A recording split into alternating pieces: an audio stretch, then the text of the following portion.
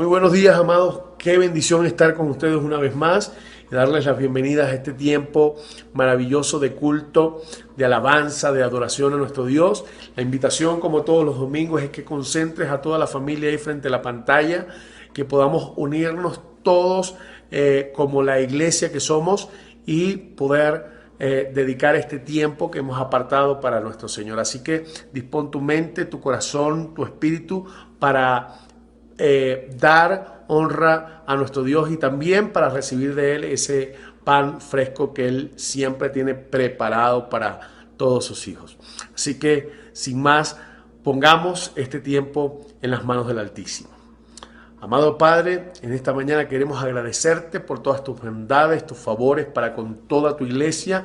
Señor, darte gracias, Padre Santo, por lo que has venido haciendo en cada vida, en cada familia, en cada hogar, Señor, sabiendo que en este tiempo, que para muchos es un tiempo bastante difícil y complicado, pues tú has estado ahí obrando, acompañando, Señor, dando lo necesario para que las familias pues puedan seguir adelante. Señor, gracias también por ese milagro de salud que han obtenido muchos y el que aún está esperando. Gracias, Señor, porque tú tienes preparado un milagro y pues las decisiones que tú has tomado en este tiempo para cada uno de nosotros sabemos que siempre son buenas. Dice tu palabra que para los que te aman todas las cosas nos ayudan a bien. Por eso queremos agradecerte, darte nuestra adoración, Señor, ofrendarte, Señor, nuestras vidas a ti. Rendimos todo nuestro ser delante de ti en adoración, reconociendo una vez más que tú eres nuestro Dios y nosotros somos tus hijos. En el nombre de Jesús, recíbenos en tu presencia como olor fragante, Padre. Esta es nuestra adoración, nuestro culto para ti. En el nombre de Jesucristo. Amén, amén y amén. Bendiciones, iglesia.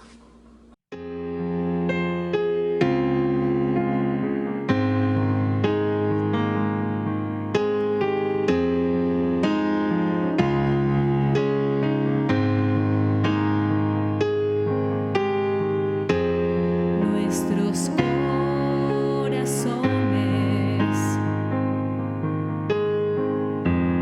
insaciables son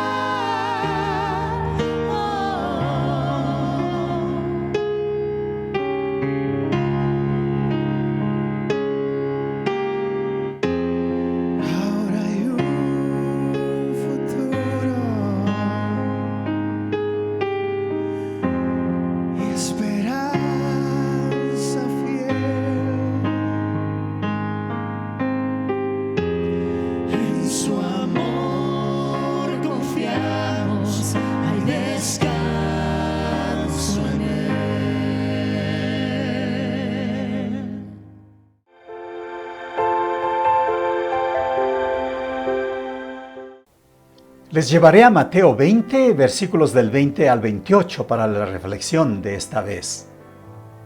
En Mateo 20, del 20 al 28, aparece un versículo conocido, muy clave. Como el Hijo del Hombre no vino para ser servido, sino para servir y para dar su vida en rescate por muchos. Consideraremos entonces la grandeza del servicio. Empezamos con el versículo 20, donde encontramos una petición especial de privilegios y deseos. Es la mamá de Santiago y Juan, que hace la petición que allá en el reino el Señor le permita estar al uno a la derecha y al otro a la izquierda. ¿Cuál es la respuesta del Señor?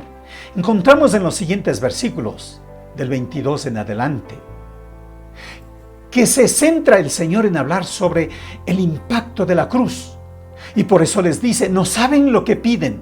Esto revela, ¿saben?, que es un tema que aún nos acompaña hasta nuestros días a los seguidores del Señor. El Señor les dice, pueden beber la copa y participar en el bautismo que voy a participar. Y ya van a ver que la respuesta es positiva de parte de Juan. Habla el Señor acerca de la cruz. La respuesta del Señor, notarán ustedes, no es un no. Sin embargo, estas peticiones son de impacto. Son oraciones brutales, diría yo, en el buen sentido de la palabra. Tomemos un ejemplo que está en Salmo 10:1, cuando el salmista hace de una manera un poco diferente, pero que tiene la misma connotación. Dice, ¿por qué estás lejos de mí, oh Jehová, y te escondes en tiempo de tribulación? Diríamos nosotros, ¿y por qué ora así? ¿Acaso que el Señor está más lejos de nosotros cuando estamos en tribulación? ¿Por qué hacemos esas peticiones? Y bueno, aquí estamos con Juan y su hermano y su mamá haciendo una petición muy particular. El Señor lo que hace es mostrarles el camino. Este camino que resume implica la experiencia de la cruz. El concepto de la cruz conocía muy bien Santiago y Juan. La cruel experiencia que tenía que ver por una práctica de sentencia aplicada por los romanos. La crueldad es la misma y va a ser la misma para el Señor, porque en el contexto de la última semana se da esta conversación. El propósito es otro, no es como lo que ocurre con los otros sentenciados por los romanos. El Señor, opuesto a los demás, es el Rey. Es el Rey de reyes y Señor de señores. Es el Todopoderoso, el que se humilla y toma la culpa de los sentenciados, de usted y de mi sentencia. Muere para ofrecernos vida, muere para nosotros hacer paz con Dios. La respuesta de Santiago y Juan ante todo esto, ¿saben?, es que sí podemos tomar la copa y ser bautizados en esta experiencia del Señor. Vemos que esto causa una reacción en el versículo 24 y vemos que los 10 discípulos del Señor se enojan al escuchar todo esto, cuando escucharon a sus 2 hermanos. Y aquí el Señor toma la oportunidad para explicar el contraste que hay entre el liderazgo de los hombres versus el privilegio del servicio en el reino de Dios. En nuestro contexto, en nuestros días, se ha institucionalizado la jerarquía del servicio, el derecho en estar en puestos de eminencia, o el esfuerzo y los méritos para llegar un poco más allá. En nuestros días hay una tendencia a llegar a un nivel de ser intocable. Hay filtros y filtros para llegar a muchos, para ser escuchados. El Señor trae a la mesa el tema de la escuela de las naciones sobre la grandeza del servicio. La grandeza de los líderes de las naciones es señorearse sobre los demás. Esto implica control y explotación. Esto implica sometimiento y negación. Es subyugar y sacar provecho de los demás. Es manipular para llegar yo un poco más allá. La escuela del Señor, la grandeza del servicio, tiene una consigna. El que quiera ser grande será vuestro servidor. Nos dice que en el Imperio Romano, el servicio y la humildad estaban al final de la lista para cultivar el carácter. En el versículo 28, la práctica de un principio del reino rompe los paradigmas del liderazgo humano. Es contracultura. Es para servir a los demás sin esperar algo. Es para poder dar vida a los demás. Es para traer vida y para traer paz con Dios. Es para reconciliarnos con Él. Es para crear una cultura de servicio que no radica en el hacer, sino en el ser. Vemos un contraste sin precedente de parte de Jesucristo y de parte de sus seguidores. La mentalidad de la cruz, alineada con la grandeza del servicio frente a la mentalidad de la gloria personal, sin la esencia de la cruz. Sobresale un tema puntual, y el tema es la cruz. En los versículos anteriores a este pasaje, versículos 17 al 19, el Señor ya trae el tema de la muerte y la muerte en la cruz. La magia de la grandeza del servicio expresada en esta experiencia de la cruz. La petición de favores de parte de la madre puesta de rodillas es por supuesto una motivación incorrecta. Uno de los comentaristas nos habla de que, por supuesto, esta mujer, la madre de Santiago y Juan, es la hermana de María, la madre de Jesús. Es la misma que aparece en el registro de Juan 19:25.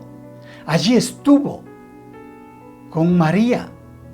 La madre entonces había escuchado del futuro reino y las enseñanzas del Señor. Hasta nuestros días, las madres, diríamos, son capaces de mover cielo y tierra para que sus hijos sean favorecidos. Aclaremos el tema. ¿Es la ambición de la madre o fue la insinuación de Santiago y Juan? Porque en Marcos 10, el pasaje paralelo, aparece que no es la madre que hace la petición. Dice de manera muy puntual en ese pasaje que Santiago y Juan hicieron la petición. Esto nos indica que el plan fue hecho en casa, sin duda, para luego presentárselo al Señor. Trataron de sacar provecho de que había una relación familiar. Bueno, dejemos esto de lado. Escuche esto. De parte de este hombre muy conocido, William Carey, el misionero a las naciones. Él dijo esto: intenta hacer cosas grandes para Dios y espera ver cosas grandes de parte de Dios. Es como que no tengo que centrarme en mí, sino centrarme en Dios para ver buenos resultados. El Señor mismo dijo esto, ¿recuerdan ustedes? Buscad primero el reino de Dios y su justicia, y todas estas cosas os serán añadidas. Un hombre de nuestros tiempos, D.L. Moody, dijo esto que me parece muy interesante. Nosotros tratamos de empeñarnos en ser muy grandes para servir, pero jamás ser pequeños. ¡Qué incoherencia! ¿No es así? ¿Qué requiere entonces la grandeza del servicio? Nos ayudará a entender mejor yendo a Lucas 12:48. Allí encontramos que nos dice así: porque a todo aquel a quien se haya dado mucho, mucho se le demandará, y al que mucho se le haya confiado, más se le pedirá. ¿Sabe a quién se le ha dado mucho? ¿Sabe a quién se le ha confiado mucho? La respuesta es a cada discípulo del Señor.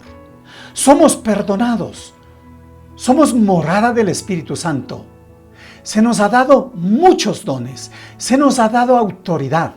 La grandeza del servicio no está en mi propuesta, en lo que yo pueda hacer o ganarme en alguna manera.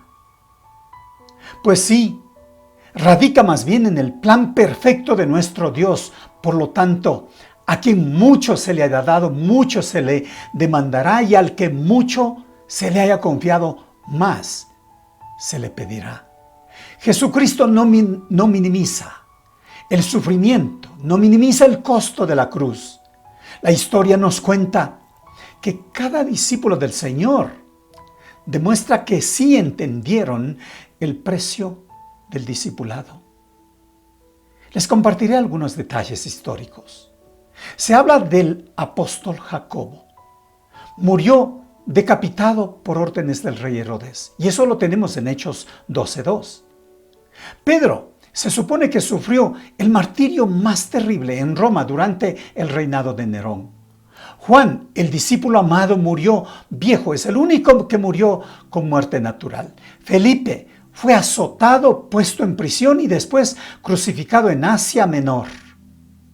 Bartolomé fue el primer ministro en la India y murió crucificado por un grupo de fanáticos idólatras.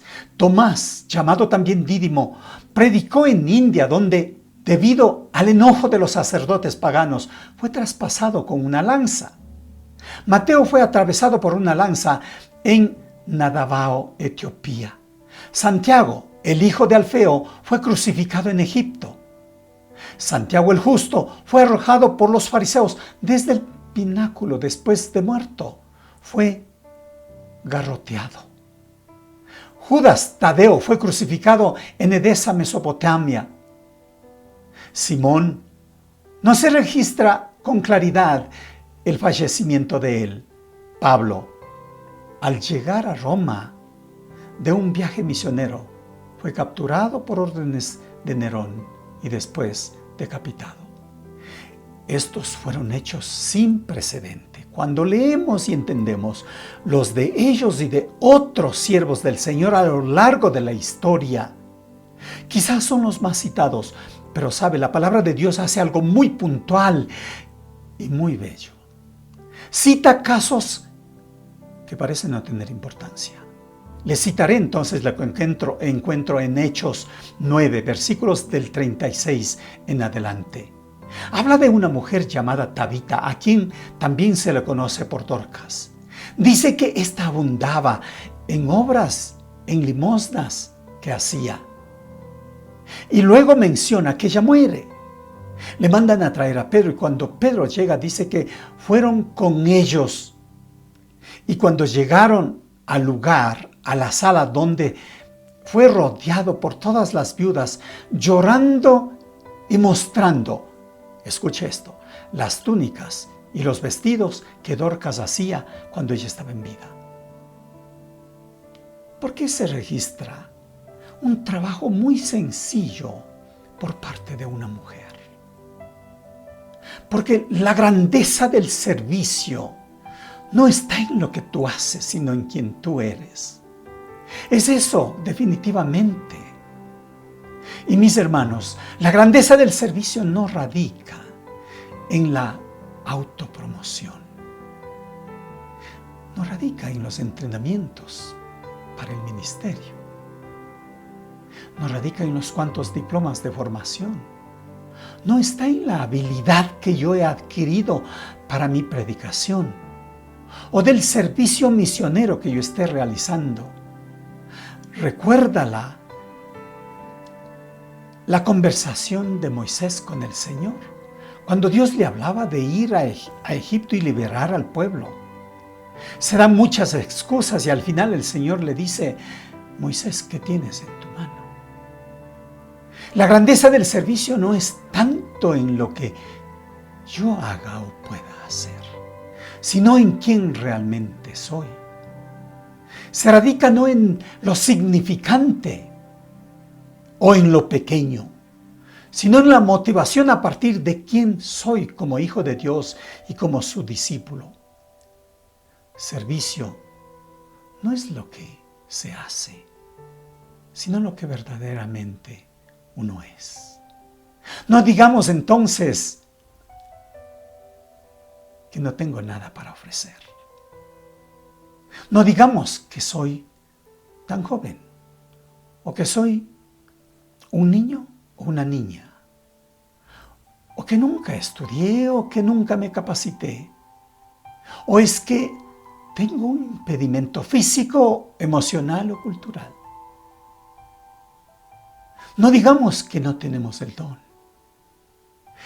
Ser líder, siervo, no es lo que hago, es quien soy en esencia. El Señor me ha bendecido y le ha bendecido a usted para realmente servirle y para entender la grandiosidad del servicio. Que en la gracia del Señor usted y yo nos encontremos entendiendo claramente y haciendo no a partir de lo que yo puedo y sé hacer, sino a partir de quién soy como discípulo del Señor y como hijo suyo. Bendiciones. Jesucristo basta.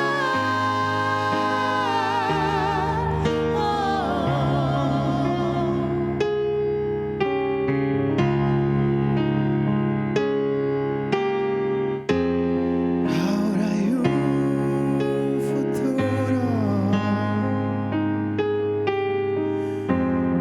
esperanza fiel. En su amor confiamos, hay descanso.